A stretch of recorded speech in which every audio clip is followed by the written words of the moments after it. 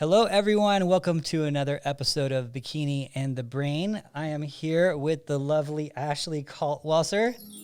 Hi.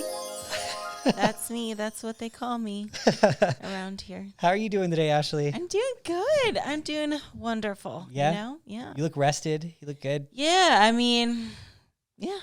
Yeah? Yeah. So, Had a nice relaxing day yesterday. yeah, you're in here shooting. I saw you shooting in the cameras. I was like, what's going on in there? She was in some like retro outfit. You like those retro shoots, huh? You know, I like to have fun with it. Yeah. I realized I had like a headband in my car and I had knee-high socks. And then the photographer brought a mini trampoline and I'm like, wait a minute, I can do something with this. I'm getting like 80s vibes. Because like in the 1980s is when the mini trampoline was hot, right? Yeah. Like that's actually good workout though. Have you seen those trampoline classes? The ones with the big trampolines? No, they have like, everyone has their own trampoline. Oh, the mini trampolines. And then there's like, I think there's handles on it, right? I saw them doing it in Brazil, and they have like the classes loaded with like 50 trampolines, and they're just like kicking. It's crazy. That's a class I would like to try. I gotta find the video to show it to you. It's that there's like a really popular trainer in Brazil, and she trains a lot of wellness girls, and I follow her, so she's super fun. And she's doing this class, and she's just like kicking. I'm like, it's so crazy. You would love that class. Really good. Yeah. We should have one of those out here. Yeah. See if that we would can be fun. Get one out here. That'd be pretty fun. Mm-hmm. Why don't we? It's Las Vegas. There might be. Yeah. Yeah. Okay. How are you though? I'm good. I'm rested. We had a lot of shows the last few weeks. Yeah. It's been a lot. Oof. Yeah. Now we get a little like time to relax because there isn't any in Vegas till next month is USA's, Yeah, but USA. even until then, it's like nice little mini break. It's been really nice. Yesterday was like the first like official day. I didn't do anything for a while, so it was great. And then Kimber, obviously she's here now. She's like, I'm just nice to actually like not have to do anything. Yeah, I need those do nothing. I call them do nothing days. Yeah, I get overwhelmed when I have something to do every day and commitments. It's like sometimes you just want like a few days to like wear your pajamas all day, hair in a sloppy bun, glasses on, just doing house chores and stuff or whatever else, and not really expose yourself to the outside world. Yeah, it's all we did. But it's funny, is all we did was work out. Because that's like, for me, it's still relaxing. We went to Fit Club. Fit Club's like my gym I go to when I just want to get away from like the regular world, right? Mm-hmm. And then we went to the mall, and then I ate a burger, and it was nice. Yeah, Life nice. is good. It was good. Yeah, it was good. So, but speaking of which, taking days off, we've learned we need a day off here and there. Yes. Today's podcast is I Wish I Would Have, which is really cool. Someone gave me this topic in the DMs the other day, and she was like, maybe you guys should do an episode on things you wish you would have known or things you wish you would have done differently. So like lessons we've learned along the way in prep, in shows, coaching, whatever. And I'm sure we have hundreds of those. Yeah. Hundreds. Yeah. And hundreds. I learn more from my mistakes than from my victories, for sure. That's a good point. Yeah. I think like people don't realize that. So it's like, even if you don't, even when you don't win, as long as you can learn from it, it's not a complete loss, right? As long as you learn from it, move forward and don't repeat that action. But yeah, I have hundreds of those little mistakes I do here and there. And I have a few big mistakes, like wish I would haves. But, I really try to limit those these days, like the big ones. It's probably a good idea. I think it's like, especially when it comes to those big, I wish I would haves, it's like all about like taking opportunities, and not being lazy and just going for it, I think. Yeah. In my opinion. So what's one of your bigger ones? We start off with a banger. The whole year of 2017. Yeah. The whole year of 2017 was a fail. You know what? I think that's important to talk about, Ashley. And when she's referring to is she took a year off, and what were the difficulties with that and getting back and going again? Well, backing up a little bit even more, I took 2017 off because I kind of just, I guess, wanted to try the normal person lifestyle. Everyone talks about it. Why can't you just be normal and go out with your friends, have pizza and stuff? And, wanted to give it a go. Just normal person life, to have balance. That's air quotes, balance. And I did all that. I had pizzas on the weekend. I went out with friends. I didn't work out. I eat whatever. I had Snicker bars for breakfast.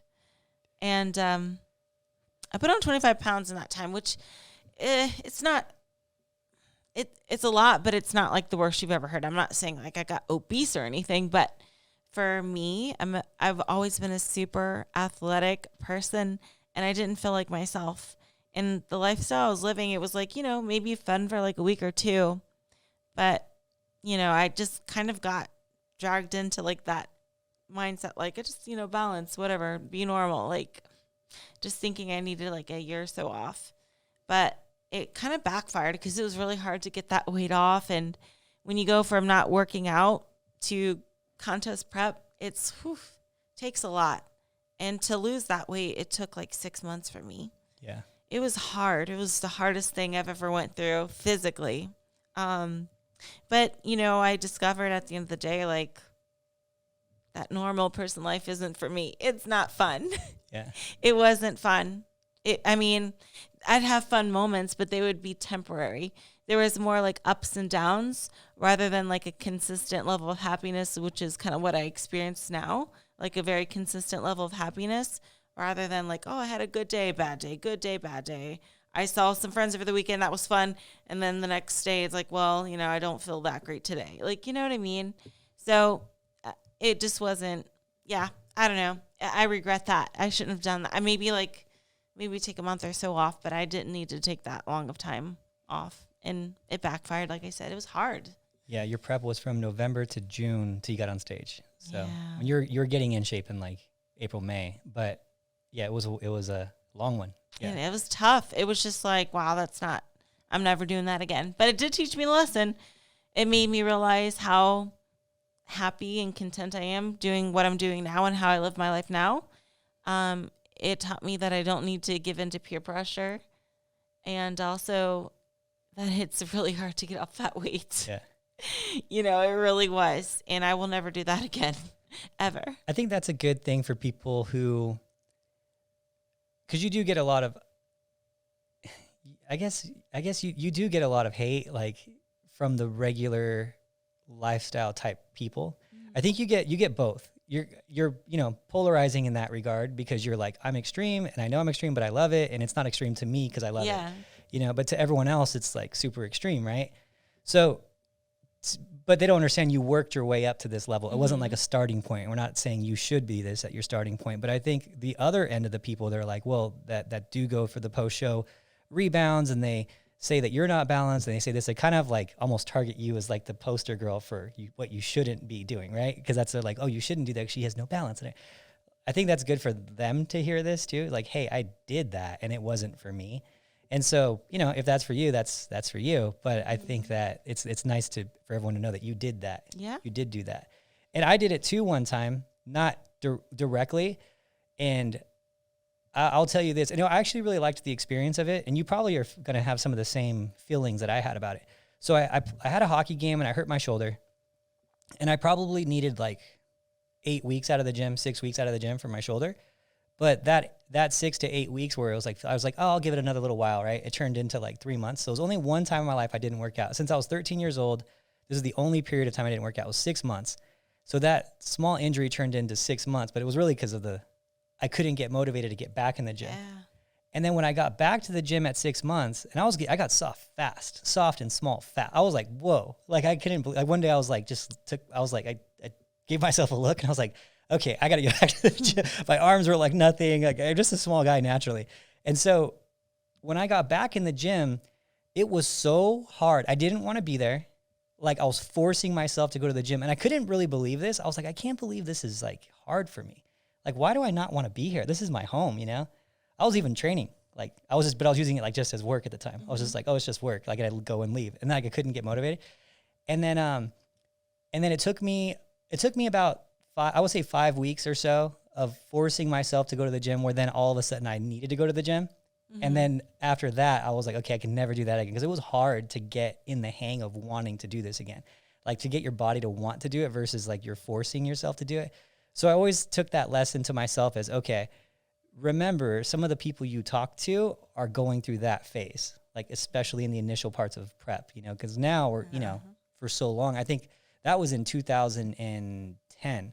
So, 12 years now, again, like completely consistent, like maybe 2 days off at the most, or maybe a travel day might have been 3 and I'll go nuts. I'll try to do push-ups on a plane type of thing at day 3. but like, that's like the worst. But part of it is I'm afraid to actually take more time off and have to remotivate myself because that was so hard. So that's a good lesson. I don't know did you go through that? Like the motivate, like hard to get back in? Yeah, it's like once you find your groove and a routine, it just comes so naturally. Cause like that's me right now. I'm very much in my routine, my groove. Like, my schedule is pretty predictable. But it's like once you disrupt that pattern of life, it is so hard to get back. It is so hard. And that's why, like, I always say to people, like, whenever you are starting a prep, and let's say you're going from, doing whatever, eating whatever, when you first start a prep, that first few weeks is the hardest. It's even harder than the last 3 weeks of your prep when you're lower calories because you're finding your groove. It's like you almost have to like, oh, man, I got to eat chicken and vegetable, but I would rather have this. I think there's like that initial period of time where it's just like discovering that routine and flow where it's difficult. It's just so difficult because you're used to one thing and you're doing the opposite. And maybe the food isn't as tasty to you. Maybe you're not used to waking up early to do cardio, but once you find that groove and routine, it's like, it comes so easy. You just got to stick with it. You know, it's just know that first few weeks is the hardest. Yeah, really. For me, it was. I would say 5 weeks for me to like need to go to the gym. Yeah. Yeah. So I could see that, and with prep, it's the same thing with prep for me. If I'm trying to lose, like, let's say I want to lose like 10 pounds, that's usually like my marker. I'm like, okay, I need to, like, if I get to like past 8 pounds where that I should be, I'm like, okay, I need to hurry up and get control of this before it gets out of control, like pants get tight or something. If for me, just getting back on cardio, that's the hard part. So I hate cardio so much. I think I pretty much need to be running from a bear to want to do cardio. For life or death reasons is pretty much the way I'll do cardio. I was like, can I just work out faster? Like I go through all these, like, the problem with knowing a lot as a prep coach, you're like, you could know all these ways around it. And I'm like, oh, I'll do like a leg day circuit type of thing, get my heart rate up. I can avoid cardio, like whatever. Trying to like rationalize. Yeah. I'm like, my heart rate's pretty high. I could probably do this, right? So like, and then it's so bad. It's so bad. And then, but after I do about 2 weeks of consistent cardio, then I'm like in the flow too. Yeah. And then you start to actually want to do it. Isn't that crazy? And you're like, wow, I actually want to wake up early and do it. It's invigorating. Yeah. Like it's about routine. And even along the way, I think one advantage of doing this for so long is you find things you like to do and foods you like to eat. Like I'm sure you have cardio that you're just like, this isn't for me. And then cardio that you're like, you know what, this is actually kind of fun. Like you you used to do hockey and stuff for cardio and stuff like that. Like you found a cardio that works well for you, and same thing here. And you found prep food that works good for you that you look forward to eating. So I think that's a big part of it too, is discovering those things that you like, because it doesn't all have to be uniform. Like it doesn't have to be like cardio only has to be just running on a treadmill. You can switch it up and do things you like depending on where you are in prep. Maybe more specific as you get closer, but I mean, especially when you're just starting out with cardio, the main goal is just burning calories. So. I've had girls even just do kickboxing classes and stuff too, and they liked it. You do Orange Theory. I've had, especially when girls get too muscular, I think that's you have a lot of fun with that. In the off season, like, oh, you got kind of muscular, let's just pump. I think like you have like Nikki, who's a wellness girl on our team.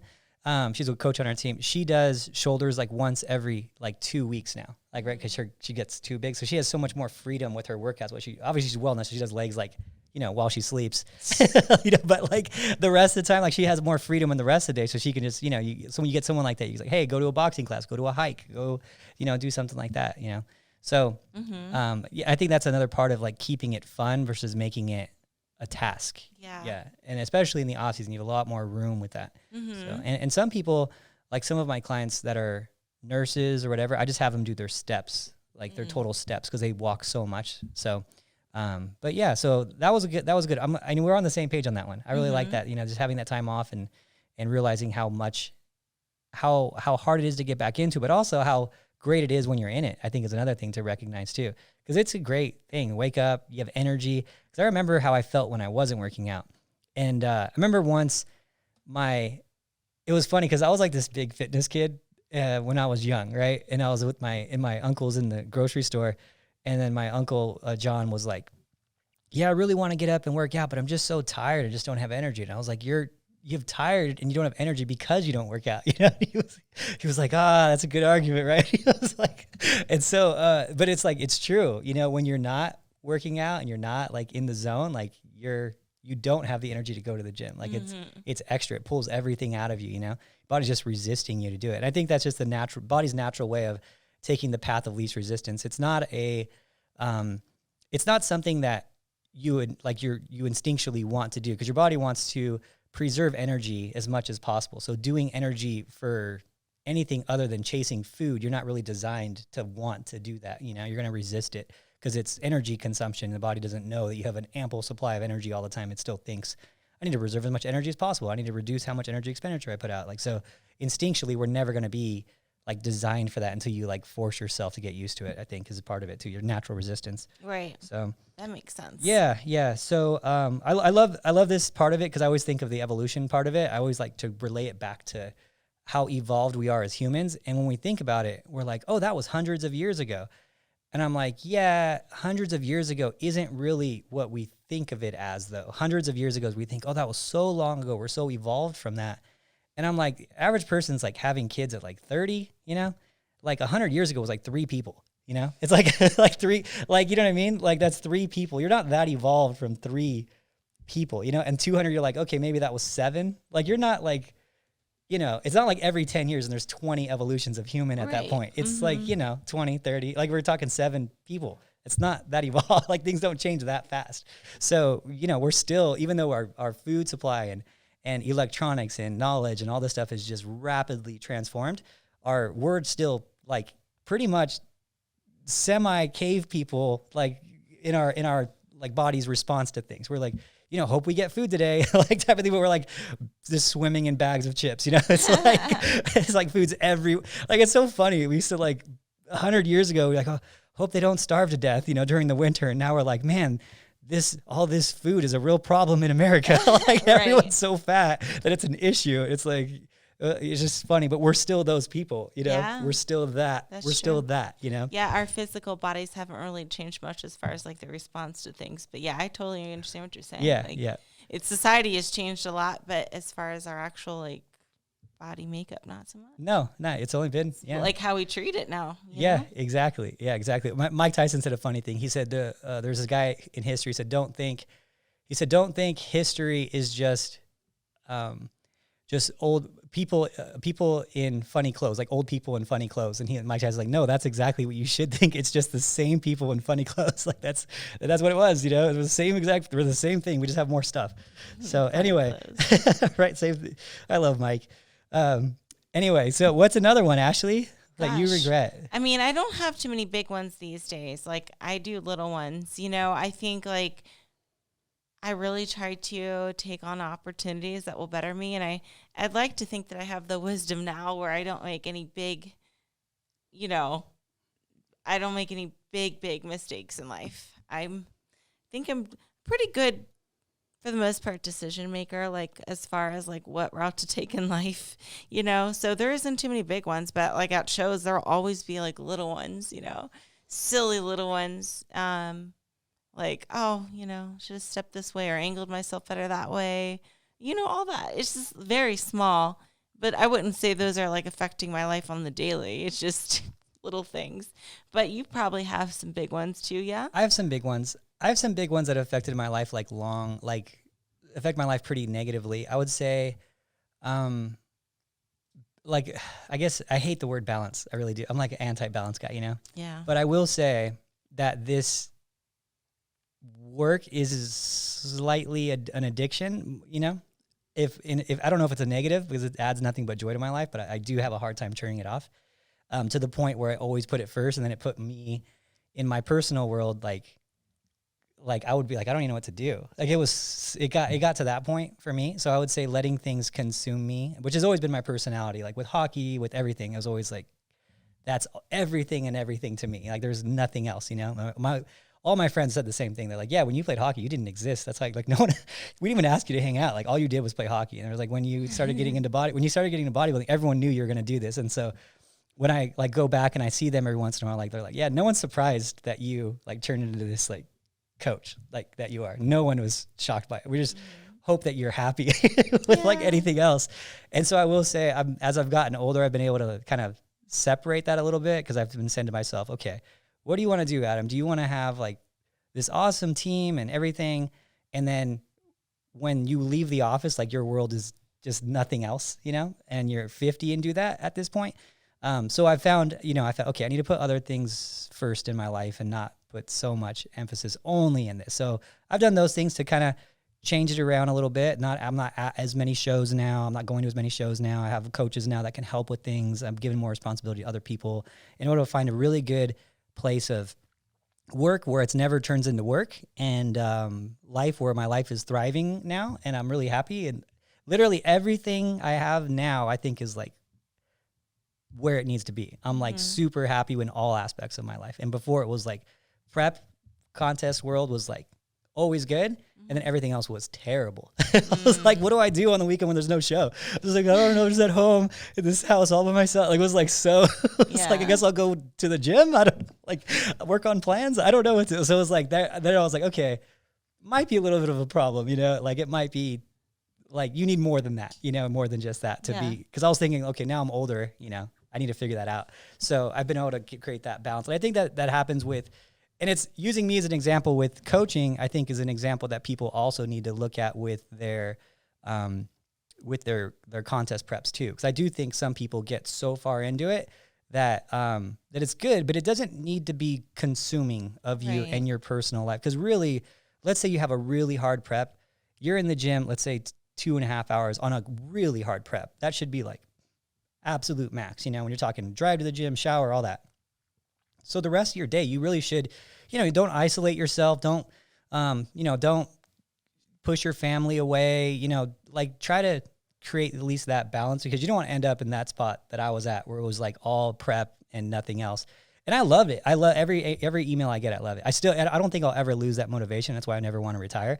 But when you're in here, you know, from 9 to 10 o'clock at night, and then you have nothing to do on the weekends because there's no show, and you're just like, I wish there was a show so I had something to do. That might be a little bit of a problem. so yeah, that would be the mistake I made there, was not finding that. And I don't know if you've ever been through that too, or I think like for me, I do get overwhelmed sometimes. Like if I travel too much, if I have too much commitments, like too many things on my plate, I do get overwhelmed.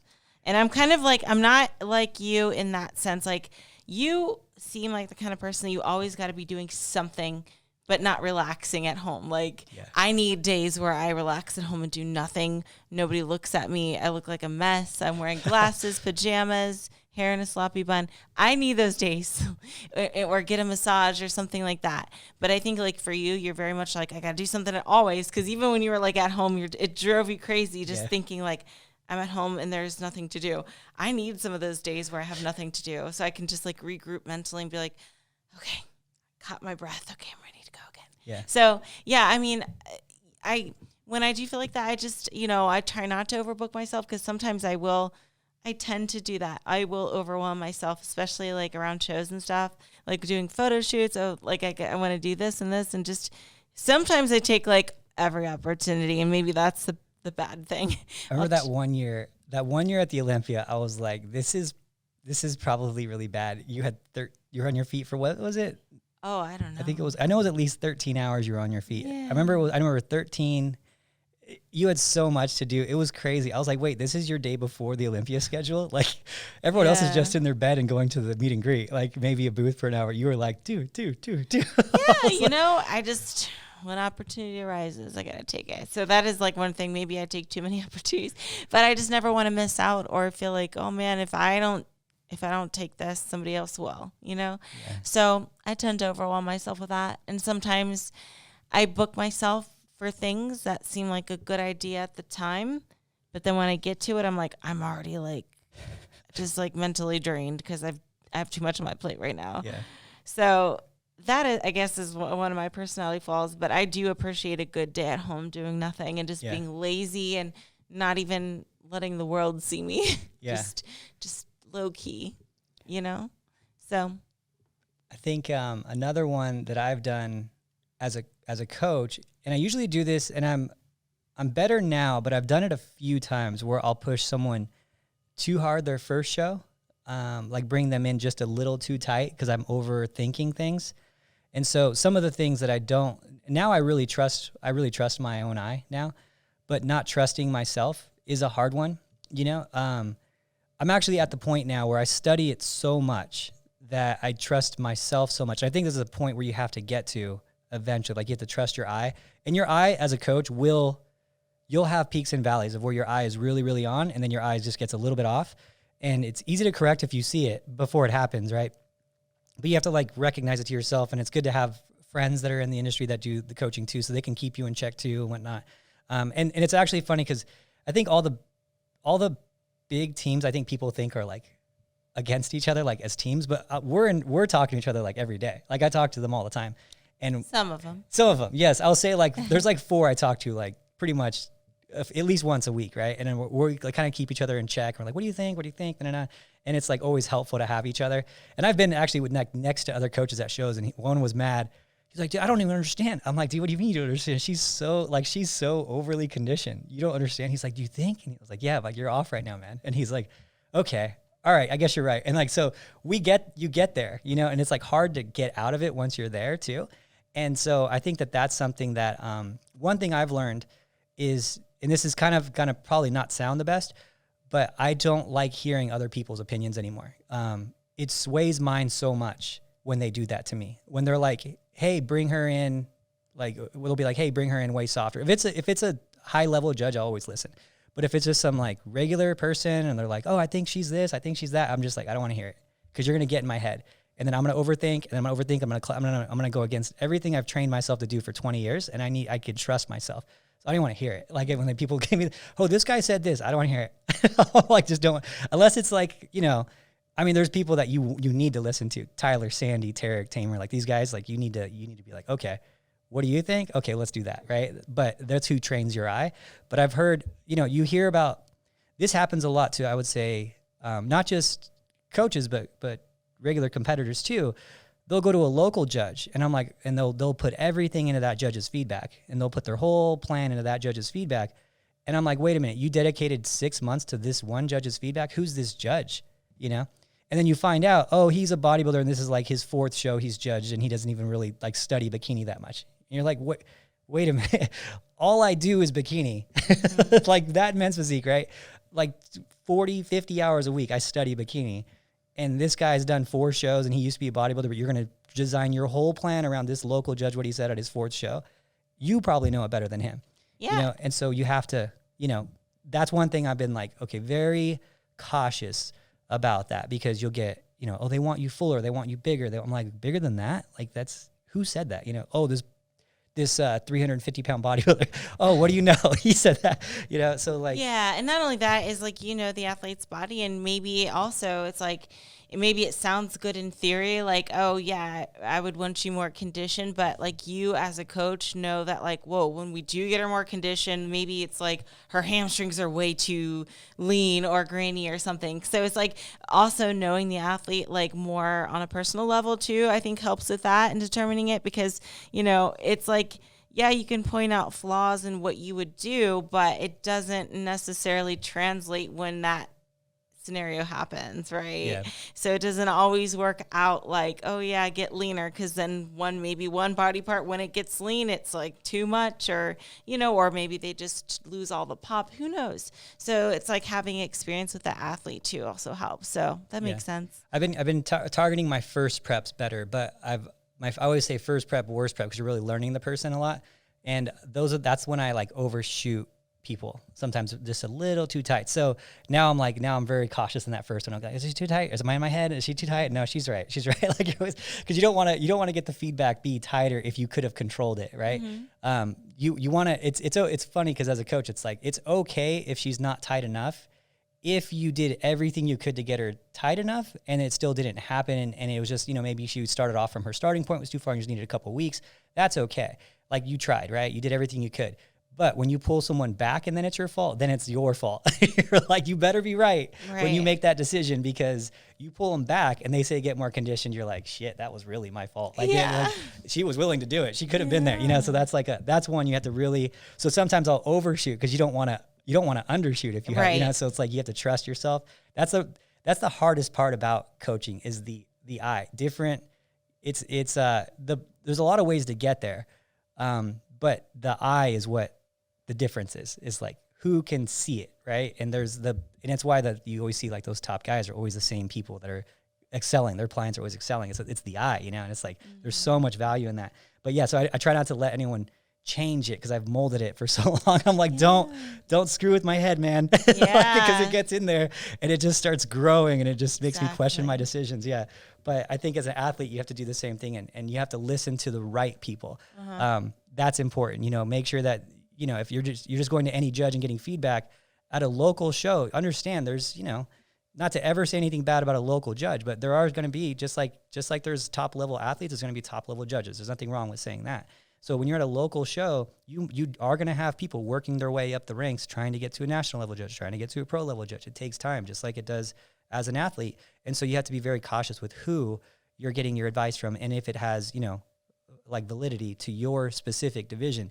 If you have a bodybuilder who doesn't really care that much about bikini and you're getting your advice from him as a judge, he might be able to kill the bodybuilding division and tell you perfect, precise feedback. But bikini, he's still kind of guessing because he's done, he's paid attention to 8 shows that he's done, and, there's 8 classes per show. It's hard to hone your eye. You need to be watching every pro show, see what's happening every time. You really need an expert in that division to tell you what to do. I would trust him in bodybuilding, or if he was doing it for 8 years as a judge, then I might trust him in bikini. But you're going to have to earn, for me at least, you're going to have to earn that right for me to fully listen to you. And I'm going to have to see your consistency in judging for a long period of time before I'm like, okay, I'll take your advice. Because otherwise you're just going to sway my decision, which is what your own bias of your division, of what you think it should be. Right. So yeah, maybe even you can get a little more accurate if you kind of see if there's a common thing that all the judges are saying to work on. Like, if all judges are saying one thing, then maybe that's something you should look into.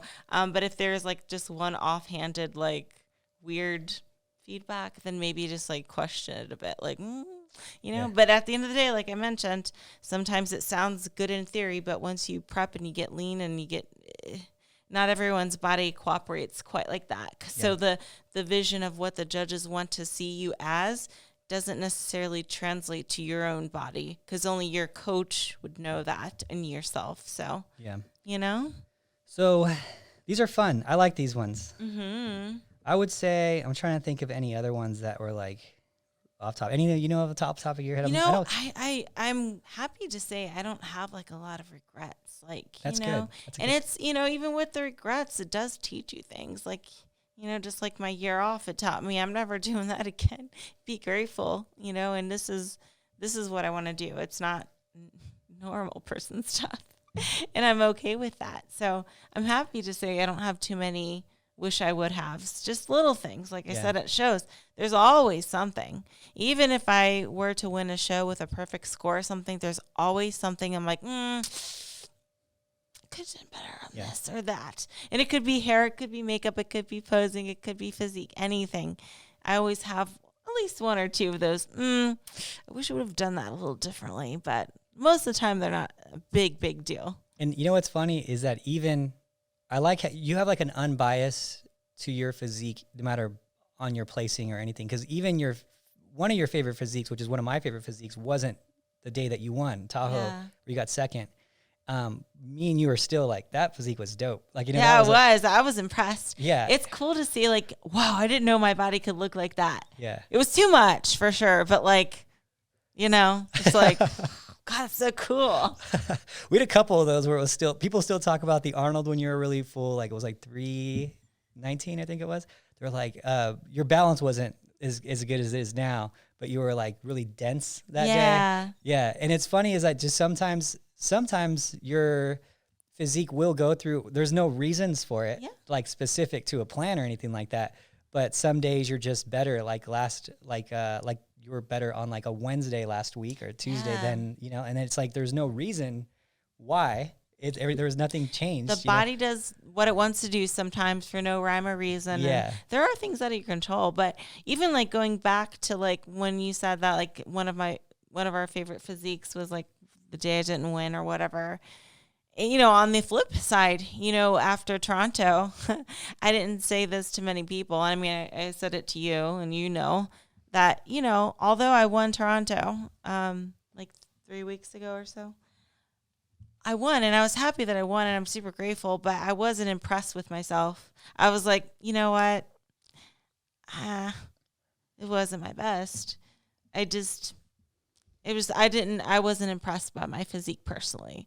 So although I won, and it's something that's kind of hard to describe because I don't want to make it sound like I'm ungrateful for winning. I won. I'm super happy about that, but I know I could have looked better. And that was one of those times too, where it's like on the Wednesday, and I hate when competitors say like, oh, I looked better before. Like, I feel like that's it can be an excuse, but I do feel like before I left for Toronto, I looked better. And then I was hoping I could keep that physique on stage. Like, I was almost like afraid I was like too lean going into Toronto, and I was like freaking out. I was like, oh my gosh, I'm too lean right now. And then, I definitely got a lot softer for Toronto, but I was just like, man, maybe I should have just, I don't know. It was just like one of those weird things. I looked better. And on like Wednesday, I was like, I like missed the mark a little bit. Yeah, but we still loaded you won, a little harder.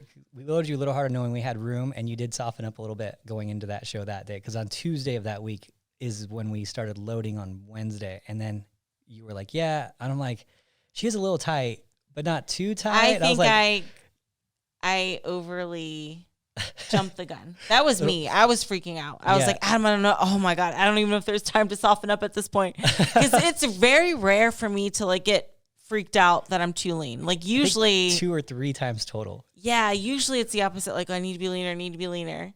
But I was feeling super lean, like, and I scared myself. I was like, whoa, how did this happen?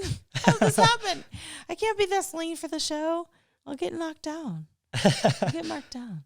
That was so, but anyway, but that was a good learning lesson though, right? Like, we have to. Maybe I just went with it. Yeah. You weren't, because when you were in the office here, I was like, well, she's not showing any striations in it. I'm like, I do see the argument. She's right there, but we should have just stayed like right there. I think we went the other direction just a little bit too much, but I liked it because I was like, well, let's see how full, like, let's see if we can play with the fullness here and Definitely. see. I'm like, worst case scenario, it sets us up for next week as like being loaded into next week and we get a little spike.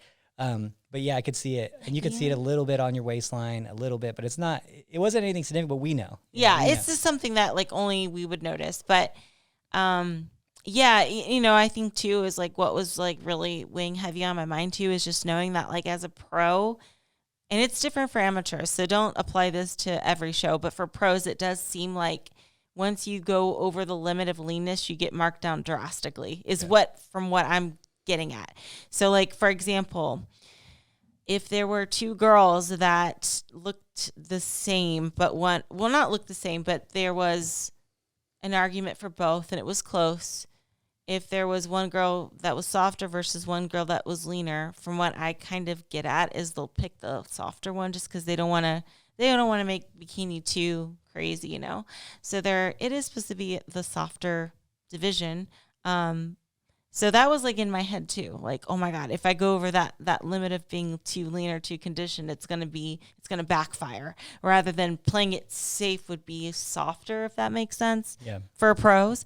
So that was like in my mind too. And maybe I shouldn't have doubted myself like that, but I mean, it still got the job done. I can't complain, but I was a little disappointed that I just didn't look like I did before I left. Yeah. So.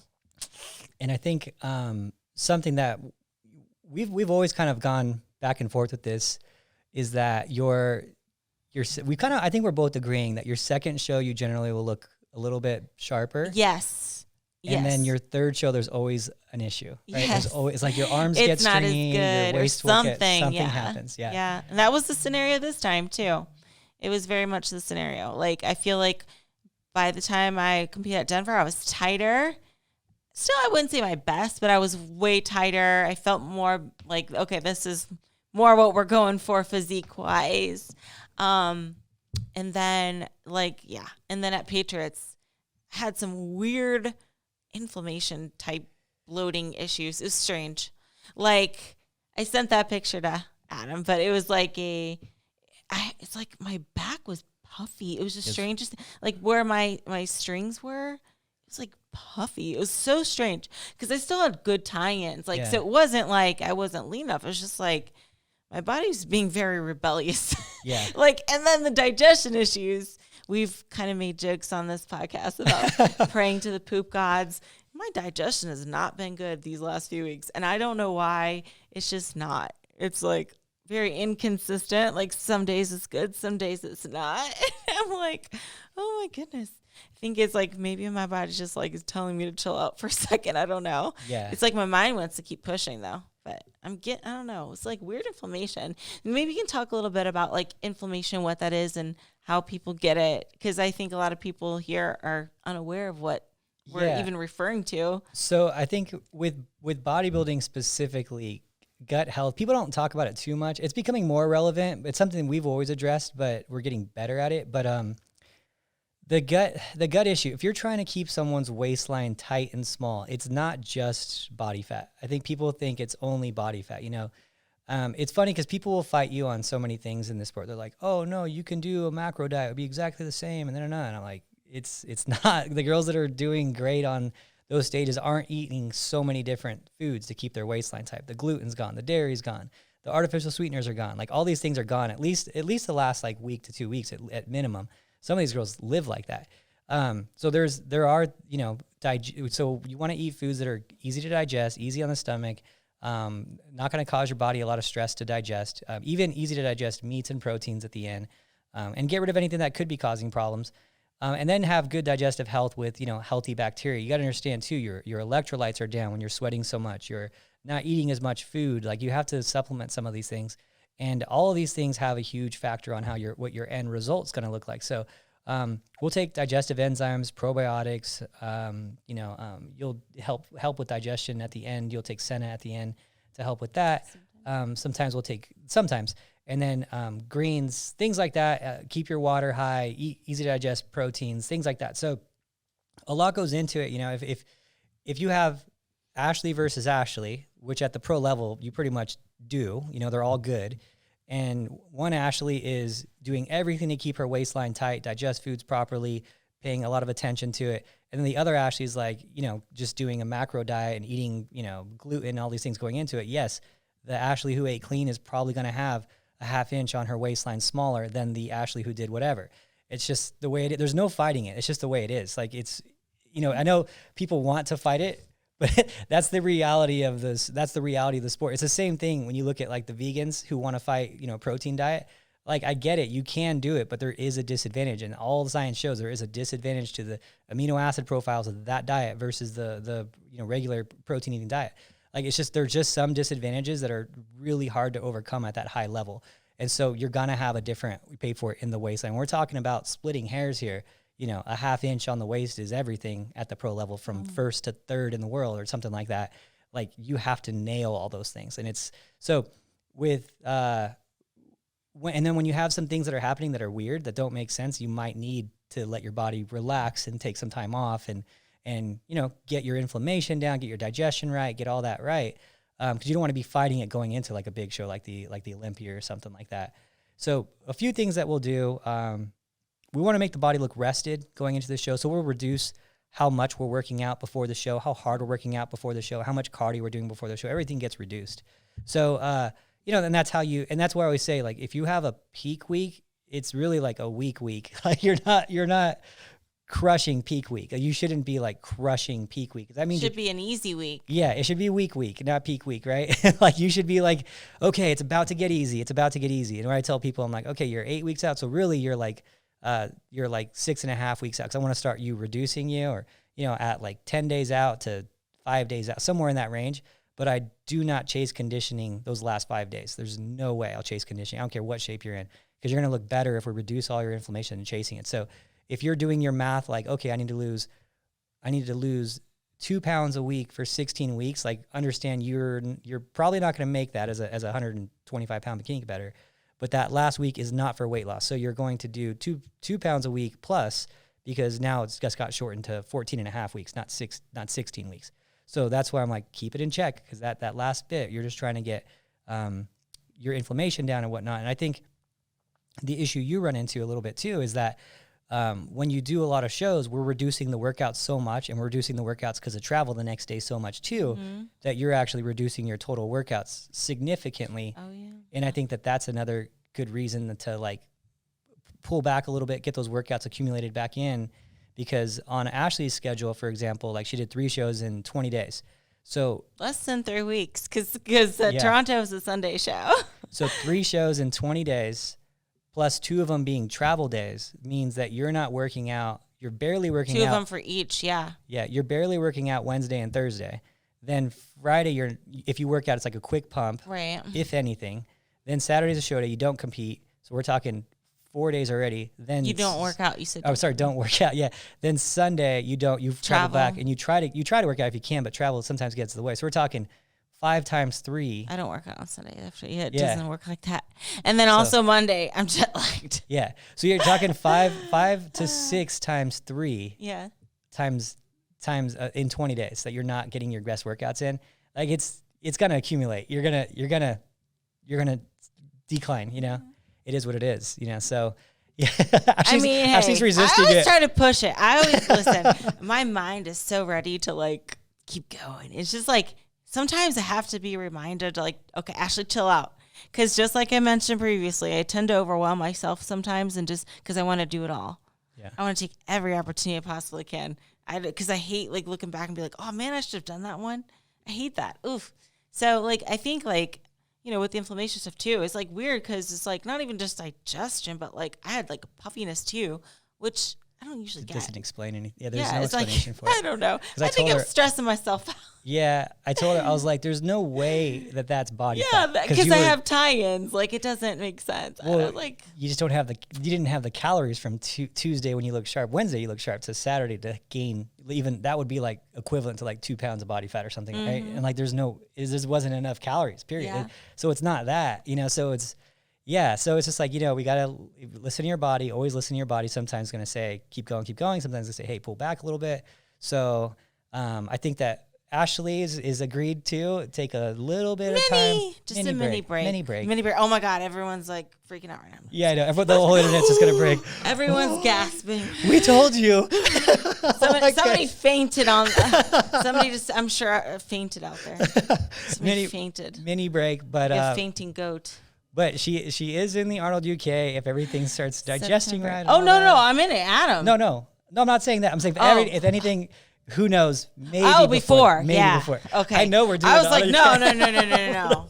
I might jump in August. Let's see how many good workouts I can get in, because I do have like little minor tweaks. So it's not just like the inflammation thing. I do have some improvements to make, and although you can still make the improvements, I mean, I do want to build up our body a little bit more. It's definitely coming along. Yeah. Like I'm not gonna lie, I was looking at your shows look awesome last week. I know. I was looking in little preview mode right there, and I was looking at his phone, and I'm like, dang, these shoulders are coming along. They still got a little bit to go, though. And we can still do that from show to show, but not like we're doing it now, where it's like week 2, just not working. I don't know. I'm just like in my routine, you know. So that is something I'm continuing to work on. But gosh, I'm impressed how good they're. So let me just say this disclaimer: she had noodles. Her noodles were. It took a while. Yeah.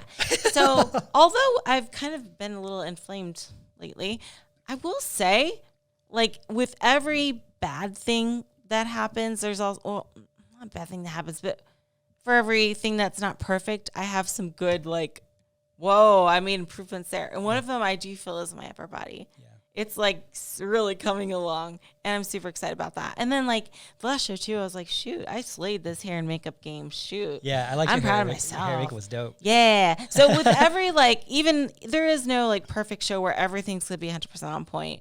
But I think like I'm gonna listen to my body a little bit, even if it's kind of rebelling against me. So I'm just gonna listen to it a little bit. But you know, I never wanted to come across like I'm making excuses for myself. So hopefully it doesn't come across that way. But I am going to just explain why I want to take a little mini break. But not to say that I looked horrible or anything like that. I still looked good. And even looking back, if we're comparing my physique from like even 2 years ago, I'm like, I've come a long way. I've come a real long way. I think so. I'm happy. I just gotta chill out sometimes. I'm overwhelming myself here. Yeah, it's just the accumulation of workouts. And when we did the math, 20 days, if 20 days, 3 times 3, so 9 of those days you didn't work out or barely worked out, and then 15 of those days were like rest, like you were tired workout on a Monday, a pump workout on a Friday. Like that's 75% of the last 20 days. That's when you think about it, it's you're competing at a pro level doing that. It's not gonna be the best you at a certain point, So I'm happy you're doing it. But it's funny as we're talking about this break like it's like 2017 again. It's June 20th. August. I'll be back in August. It's not even. It's like a month and a half. You're like, we're really building this up. Remember when Ashley used to compete all the time? Dude, like 6 she hasn't been on stage for a month. Did she retire? She's like, I wonder if they're gonna remember me. They'll probably forget who I am. It's almost comical, actually. Now when you think about it, Ashley, it is because that's everyone else's like normal like show to show. I just.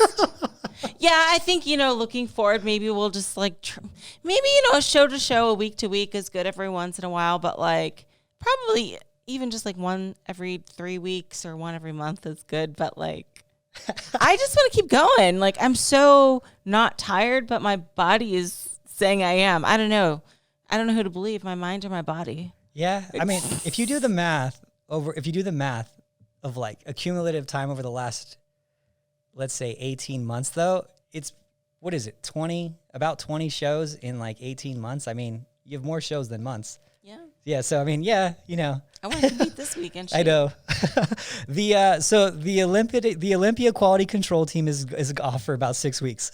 So go ahead and enter all the shows you want and stop using me as an excuse. Yeah, exactly. Thank you. It's funny. Tarek was Dan told me this too, but he's like, every time you compete, you're one of these, Jake Woods is saving money. He's like, oh, and that's a joke. Yeah, it's a joke. It's a joke. It's so funny. Tarek's always telling me that.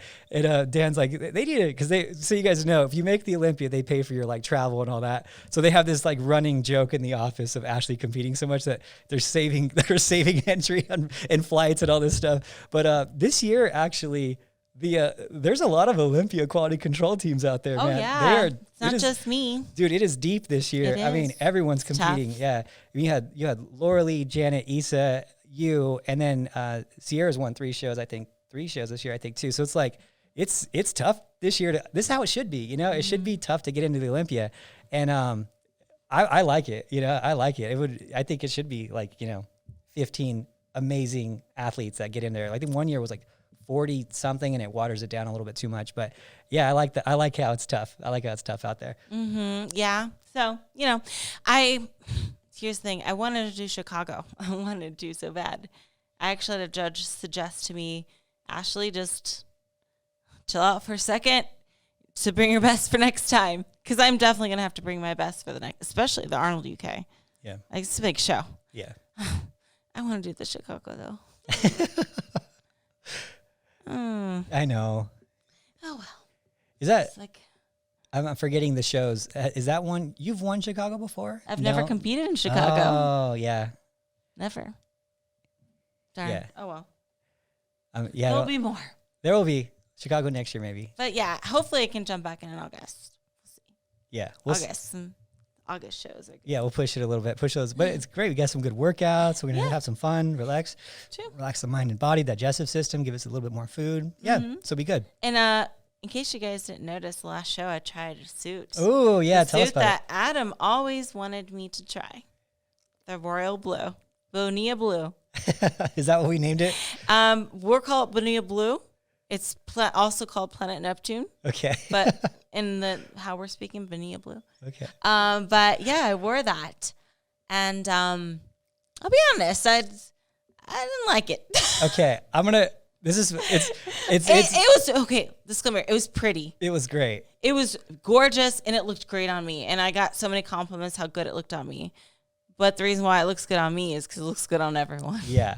It's a safe color. It's a very safe color. I felt so basic. I felt like I don't like to conform that much. Yeah. Like I'm not like gonna go out with a highlighter yellow suit, but I don't like to conform like to that.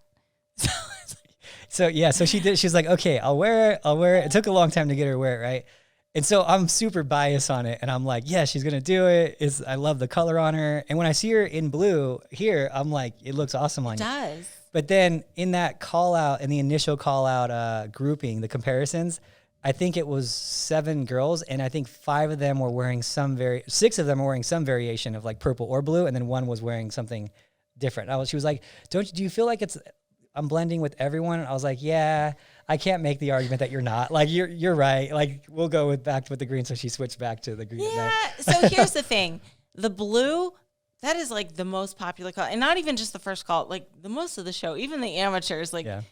I bet you if you look at most girls competing, they're probably over 50% of them are wearing some shade of blue. But green is harder to pull off, and that's why I like to wear green. Yeah. It's harder. Not everyone can pull off a green. No, you're right. But almost, like, I want to say, like, 95% of people can pull off blue. Well, especially that royal blue. Yeah. It's a very safe color. So don't get me wrong. It was gorgeous. And maybe it's a great color for people that like to play it safe like that and that don't know how to experiment or doesn't want to experiment like that. Like, there are people that just like, okay, here's a good analogy. You know how, like, when girls go out, the go-to is, like, a little black dress. And you'll see a lot of girls wearing black because it looks good on everyone. Just the same thing. Yeah. A little too basic for my liking. Just a little bit too basic. But it's beautiful. Yeah. Absolutely stunning. And it did look good on me. It did. Yeah, you found your color. You have. So green or red. Yep. Green or red. Yep. I can go back and forth. Maybe I'll do a red next. Who knows? Red pops too. Yeah. I like that red with the blue circle around it. So you got a touch of the blue in there. Yeah, yeah. And it's still Team Lindsay colors. I am thankful that you tried it and you got out of your comfort zone. Yeah, no, when I saw you in the room, I was like, this is awesome. This looks great. And then when you came, I was like, okay. Yeah. What's funny too is Tori thought the same thing. She's like, and I was like, she said it to you. I was like, don't tell her that. It was funny. She's like, you came out and I wasn't sure it was you. And I'm like, which is exactly your biggest fear. She's like, that girl looks like kind of like a Latin Ashley. You're tan, I guess. She was like, tan. Yeah. So I was like, okay, I guess we're gonna switch to green. After that, it was pretty funny. I might bring it back. Yeah. Maybe when blue becomes less popular. Oh yeah. If everyone gets green, then you go blue. No, I don't think everyone's gonna get green because it's harder to pull off. I'm telling you.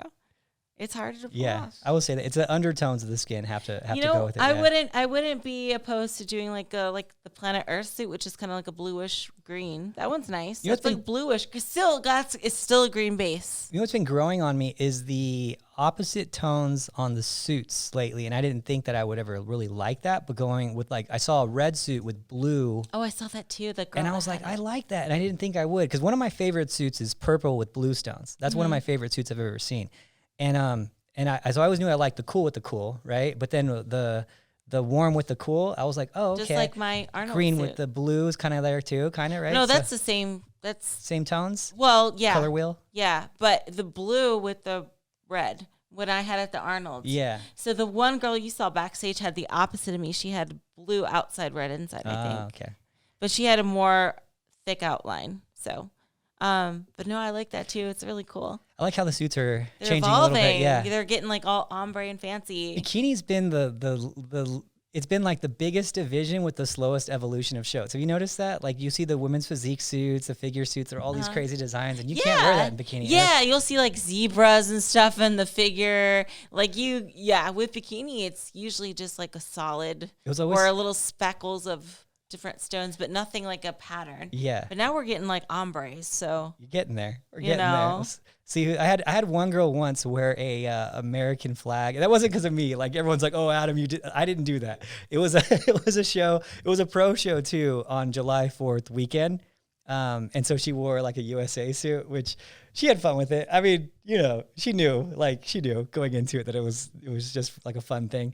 But I thought it was pretty cool. I thought it was fun, but I don't think, that's probably not the go-to. That does sound cool. Yeah, I like it. Pushing boundaries. Yeah. I will never be that risky where I'm doing like something totally crazy because I don't want to be like that. I'm not going to invent my own poses or anything like that. But I've done good with the lime green before, the highlighter lime green before, but like pro car, but not pro show. Yeah, I don't even know if I would get that crazy. Yeah. I mean, I do have my electric hail suit from Angel Competition Bikinis, the one I wore at Denver Mile High. That's probably as light as I'll go as far as green, because I don't want to get pastel-y or too in the realm of like maybe yellow. I don't know. Maybe. I don't know. Anyway, so you have any? So we'll finish it off on any regrets of suits. You have any regrets of suits, or any you wish you would have with suits? I mean, the first competition I ever did, I wore like a Target suit, and I bleached my hair blonde, and I did my own tan from like a salon. It wasn't even a competition tan. Yeah, I remember you sent me those pictures. I would have never guessed that was you. I've come a long way. Yeah. I just didn't have anybody to tell me or guide me in that. It was YouTube wasn't really a thing. Like there wasn't. Now it's so much easier to find information. Right. Yeah. Or they can just hit up the Bikini and the Braid podcast. Yeah. Drops every Monday around noon. Or good job on us for actually doing it Monday this time. Because yeah, we've been a little bit. Yeah. Well, the one Tuesday I missed completely because I was so jet lagged from Canada. But you took that one over. Everyone liked that one. That one was a good one. Yeah. Yeah. Oh, it's good to have a go-to. Yourself. We want to have you. I want to have you. You'll do one day. Be cool. Like all bikini, no brain. All bikini and no brain. Sounds like a plan. No brain involved. That one. Oh, so funny. That's our sound effect. I'm trying to get my sound effects in as often as I can. I have a list we here. gotta utilize it. It's pretty good. So I guess with that, is that our episode here? I think so. That was a good one. Let's see if the audience thinks so. They approve. Seems like you guys can settle down. You guys settle down. Okay, that's enough, guys. That's enough. We get it. Yeah, okay. It's Arthur only. Arthur, wow. What a good cheerleader. He is. He's great. All right. So anyway, guys, thank you so much, and we'll talk to you next time.